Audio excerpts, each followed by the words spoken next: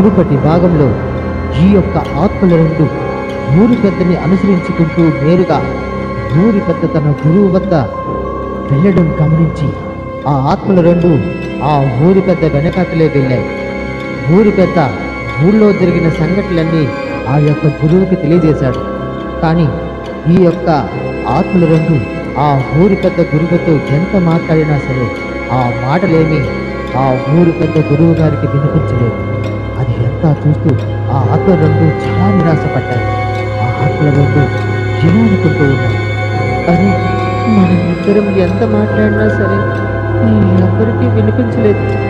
మనల్ని ఆ భయంకరమైన మాంత్రికుడు చంపించాడని దీనికి ఎలా చెప్పాలో నాకు అర్థం కావటం లేదు. ఉంటే పోయింది, మనం చనిపోయాం. కానీ మన ఊర్లో ప్రజలందరినీ కూడా వచ్చి అమావాస్యలోపు చంపేస్తారన్న విషయం వీళ్ళకి చెప్తామనుకున్నా సరే వీళ్ళకి ఎవరికి మన మాటలు వినిపించలేదురా.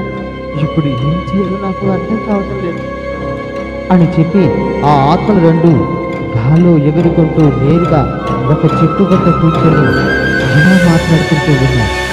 ఇంతలో ఆ చెట్టు పైకమ్మ భాగంలో ఉన్న పొట్టుదయ్యం నిద్రలో ఉంది. ఈ ఆట రెండు మాట్లాడుకోవడం ఆ పొట్టుదయ్యానికి వినిపించాయి. పొట్టుదయ్యం, అరే ఎవరు ఊరుతా ఓ మాట్లాడుతూ ఉన్నారు, నిద్రపోనివ్వండి నన్ను. దయచేసి ఇద్దరు పాముగా ఉండండి, లేకపోతే నా కోపానికి బలైపోతారు. పడుకోనివ్వండి. ఆ రోజులుగా మనశ్శాంతిగా పడుకున్న రోజులు చాలా రోజులయ్యాయి. ఈ రోజులు నన్ను మనశ్శాంతిగా పడుకోనివ్వండి అని పొట్టుదయ్యం ఆ ఆత్మలతో చెప్తూ ఉంది. ఆ మాటలు విన్న ఆ ఆత్మలు రెండు ఒక్కసారిగా ఆశ్చర్యపోయాయి. అరే మన మాటలు వినిపిస్తున్నాయి, మన మాటలు వినిపిస్తున్నాయి, మన మాటలు ఎవరికో వినిపించాయి. వాళ్ళు మనతో కూడా మాట్లాడుతూ ఉన్నారు. ఇదిగో మీరు ఎక్కడ ఉన్నారు? దయచేసి మా ముందుకు రండి, మాకు సహాయం చేయండి. ఇప్పుడు మా ఊరితో పాటు ఈ ఊరి ప్రజలందరూ కూడా చాలా పెద్ద ప్రమాదంలో ఉన్నారు. దయచేసి మా ముందుకు రండి అని ఆత్మలు రెండు ప్రాధేయపడుతూ ఉన్నాయి. అది ఎంతా వింటూ పొట్టుదయ్యం ఒక్కసారిగా ఆశ్చర్యపోయి, అరే ఊరు ఆపదలో ఉందా? ఎవరు ఎంతకి? ఇప్పుడే వస్తున్నాను, ఆగండి అని చెప్పి పొట్టుదయ్యం నేరుగా వాళ్ళ ముందుకు ప్రత్యక్షమైంది. పొట్టుదయ్యను చూసి ఈ ఆత్మలు రెండు ఒక్కసారిగా భయపడ్డాయి. అయ్యో బాబోయ్ దయ్యం, అయ్యో బాబోయ్ దయ్యం, మమ్మల్ని ఎవరైనా కాపాడండి, మమ్మల్ని ఎవరైనా కాపాడండి అని చాలా భయపడుతూ ఉన్నాయి ఆ ఆత్మలు రెండు. అది చూస్తూ పెద్దగా నవ్వుతూ ఈ పొట్టుదయ్యం ఇలా అంటూ ఉంది,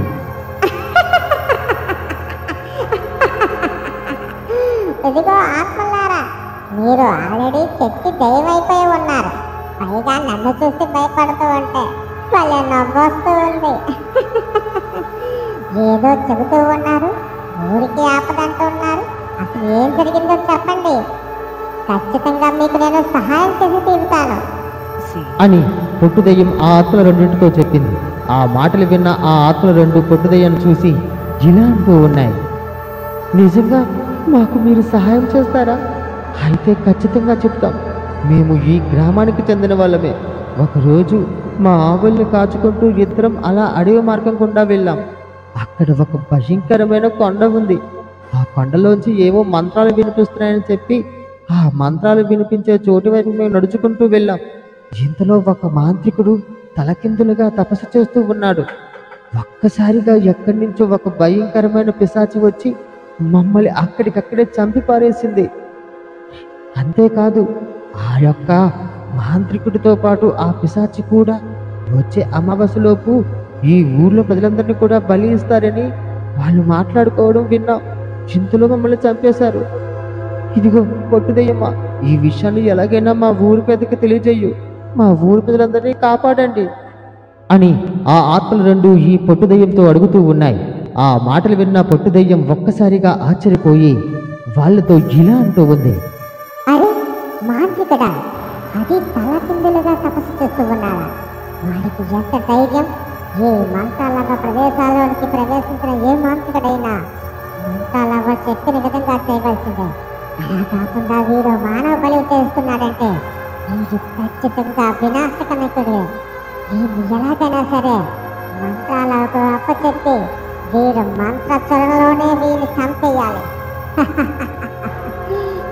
ఇంతకీ ఆ యొక్క కొండ ఎక్కడ ఉందో నాకు చెప్పండి, నేను వెళ్ళి ఒక్కసారి చూసి వస్తాను. అని పొట్టుదెయ్యం వాళ్ళతో చెప్పింది. ఆ మాటలు విన్న ఈ రెండు ఆత్మలు ఆ పొట్టుదెయ్యంతో ఇలా అంటూ ఉన్నాయి. మీ మాటలు వింటుంటే మాకు నిజంగా కొండంత ధైర్యం వచ్చినట్టు అనిపిస్తుంది. సరే, ఖచ్చితంగా ఇప్పుడు ఆ మాంత్రికుడు ఏ గృహంలో ఉన్నాడో ఆ కొండ ఎక్కడ ఉందో మేము మీకు చూపిస్తాం.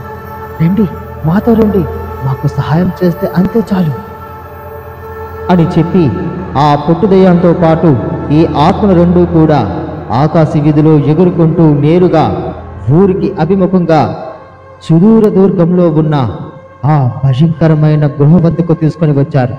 ఆ గృహ వద్ద నుంచొని ఈ ఆత్మలు రెండు పొట్టుదెయ్యంతో ఇలా అంటూ ఉన్నాయి. ఇదిగో పొట్టు పిశాచి, ఇదే ఆ మాంత్రికుడు ఉండే గృహ.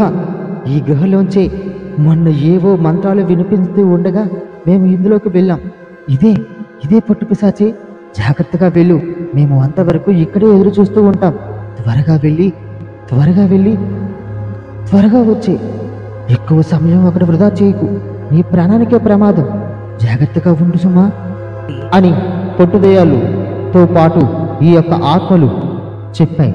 ఆ మాటలు విన్న పొట్టుదెయ్యం సరేని చెప్పి నడుచుకుంటూ ఆ యొక్క గృహ వద్దకు వెళ్ళేసరికి ఆ గృహకి ఎదురుగా ఒక పెద్ద కప్ప ఒకటి ప్రత్యక్షమైంది. ఆ కప్ప చూడడానికి సాధారణమైన కప్పలా కాకుండా విభిన్నంగా ఉంది. తను గృహకి అడ్డుగా నిలుచని పొట్టి పిశాచతో ఇలా అంటూ ఉంది. ఎవరు నువ్వు మా గురువు గారు అనుమతి లేకుండా గృహలోకి ప్రవేశిస్తున్నావు. ఇంకొక తగదు, ఇంకొక అడుగు నువ్వు ముందుకు వేసినా నువ్వు నాకు ఆహారంగా మారిపోతావు. జాగ్రత్త, వెనక్కి తిరిగి వెళ్ళిపో అని ఆ కప్ప స్వరం ఈ యొక్క పొట్టుదెయ్యానికి వినిపించింది. ఆ మాటలు విన్న ఈ యొక్క పొట్టుదెయ్యం నవ్వుతూ ఇలా అంటూ ఉంది. ఏంటి, కప్ప కూడా నన్ను బెదిరిస్తుందన్నమాట. ఆహా, ఏమి చిత్రంగా ఉంది ఈ గుహ. ఒరే కప్ప, నువ్వు నాకంట శక్తివంతుడు అనుకుంటున్నావేమో. ఈ పొట్టుదెయ్యం దెబ్బ రుచి చూస్తే తిరిగి మరలా మేల్కోవడానికి 100 సంవత్సరాలు పడుతుంది. చూస్తావా? ఓ అవునా, అంతటి వీరుడుగా? అయితే నేను ఇచ్చే నా యొక్క మంత్రాల దెబ్బను చూడు, ఆ తరువాత నీ శక్తిని నాకు చూపిద్దువు గాని అని చెప్పి ఈ కప్ప ఒక్కసారిగా తన నోటిలోంచి తన భారీ నాలుకతో ఈ పొట్టుదెయ్యాన్ని చుట్టి గిరగిర తిప్పుతూ ఆకాశంలోనికి ఒక్కసారిగా విసిరిపడేసింది. ఆ యొక్క పొట్టుదెయ్యం గాల్లో ఎగురుకుంటూ నేరుగా ఒక చెట్టును ఢీకొని వచ్చి నేలపడింది. తను అలిసిపోయి పొట్టుదెయ్యం ఇలా అనుకుంటూ ఉంది. ఒళ్ళు అంతా తిట్టి హోనం చేస్తావు కదరా ఈ కప్పగాడు. ఒరే, నిన్ను విడితే బ్రతకలేదురా. అయినా నీదేంట్రా అంత బలం ఉంది?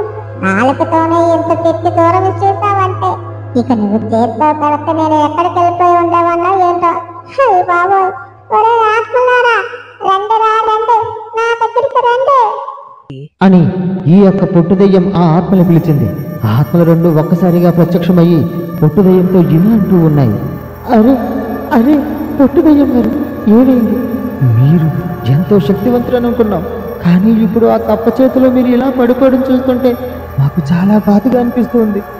ఇంతకీ మీరు అంతా సరే కదా? మీకు ఏమీ ఆపద కలగలేదు కదా? త్వరగా ఇక్కడి నుంచి వెళ్ళిపోదాం పదండి. ఇక్కడ ఉంటే ఆపద ప్రమాదం సంభవిస్తుంది, మిమ్మల్ని కూడా మాలాగా చంపేస్తుంది ఈ యొక్క పిశాచి. పదండి, ఇక్కడి నుంచి త్వరగా వెళ్ళిపోతాం అని ఆ ఆత్మలు రెండు పొట్టుదెయ్యంతో చెబుతూ ఉన్నాయి. ఆ మాటలు విన్న ఈ పొట్టుదెయ్యం వాళ్ళిద్దరితో ఇలా అంటూ ఉంది. ఆగండి ఆగండి ఆత్మలారా, ఆ కప్ప బలవంతురాలే, కానీ నా శక్తిని కూడా దానికి చూపించాలి కదా. మీరు ఇక్కడే ఇదంతా చూస్తూ ఉండండి. ఆ కప్పని ముప్పు తుప్పులు పెట్టి దాన్ని ఎలా చంపుకు పారేస్తానో చూద్దురు గాని. వాడు శక్తి ముందు నా శక్తి సమానం అనుకుంటున్నాడు వాడు. ఇప్పుడు చూపిస్తా నా మంత్రాల శిష్యుల తప్ప అని చెప్పి పొట్టుదెయ్యం తిరిగి మరలా నేరుగా ఆ కప్ప ముందుకు ప్రత్యక్షమైంది. అది చూసి ఆ కప్ప కోపావేశంతో రగిలిపోయి ఇలా అంటూ ఉంది. ఏమిరా పొట్టు పిశాచి, ఇంకా నేను ఇచ్చిన ఆ దెబ్బ సరిపోలేదా? అయితే నిన్ను ఇప్పుడు నా నోటిలోనికి మింగి నిన్ను ఆహారంగా మార్చుకొని జీర్ణం చేసుకుంటాను. ఇంతకాలం మానవ రక్తంతో నిండిన నా కొడుకు ఇప్పుడు పిశాచి రక్తంతో తరవబోతుందన్నమాట. అని చెప్పి ఆ కప్ప ఒక్కసారిగా పొట్టు దెయ్యాన్ని తన నాలుకతో చుట్టుకొని ఒక్కసారిగా నోటిలోనికి మింగేసింది.